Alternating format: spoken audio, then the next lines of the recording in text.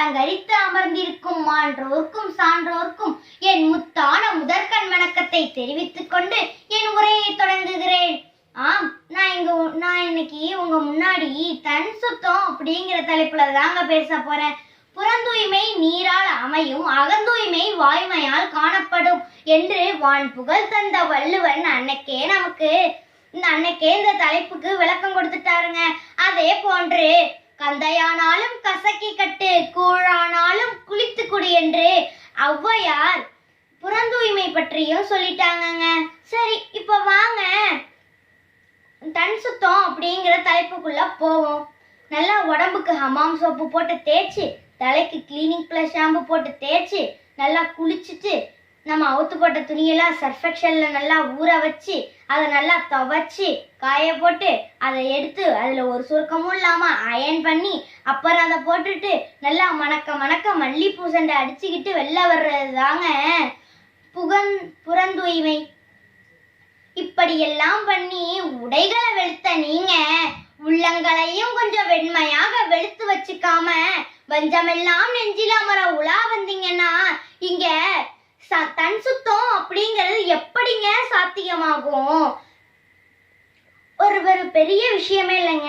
நம்ம பட்டுக்கோட்டை தபால் நிலையத்துக்கும் பக்கத்துல ஒரு பெரிய பேச்சாளர் பேசுறாருங்க. சும்மா கடல் மாதிரி கூடுச்சுங்க. அவரு நல்லா ஜீவகாருண்யத்தை பத்தி கிழின்னு கிழிச்சு பேசிட்டாருங்க. பேசிட்டு பசிக்குதே அப்படின்ட்டு உட்கார்ந்தாருங்க. பெரிய கேரியர். அந்த பாக்ஸை ஓபன் பண்ணா திண்டுக்கல் தலப்பாக்கட்டு பிரியாணி, சிக்கன் சுக்கா, காடை பொரியல் அப்படின்னு மீன், நண்டு, இறாலுன்னு ஏகப்பட்ட வகைகள்ங்க. அது அப்பயே நமக்கு தெரிஞ்சிருக்கும் சொல்லுக்கும் செயலுக்கும் எவ்வளவு வித்தியாசம்னு.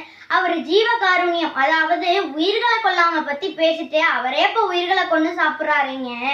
சரி, அதே மாதிரி பட்டுக்கோட்டை பேருந்து நிலையத்துல வேகமா ஆமா போல இந்த ரோட்ல எல்லாம் ஆமா போல வந்துகிட்டு இருந்த பஸ் அந்த பஸ் ஸ்டாண்டுக்குள்ள நுழையும் போது மட்டும் சும்மா புள்ளி வேகத்துல அப்படியே நிக்குங்க.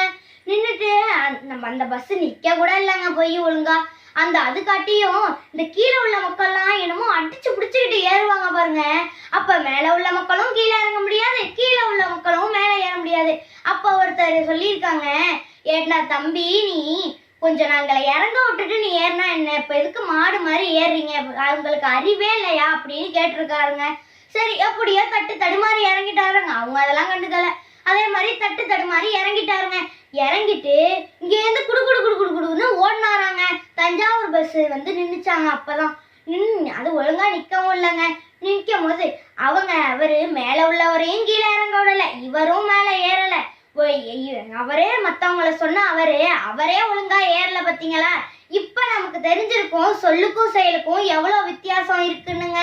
அதே போன்று நமக்கு தன் சுத்தம் அப்படிங்கிறது நம்ம உடம்ப சுத்தமா வச்சுக்கிறது மட்டும் இல்லைங்க, நம்ம மனசையும் சுத்தமா வச்சுக்கணுங்க.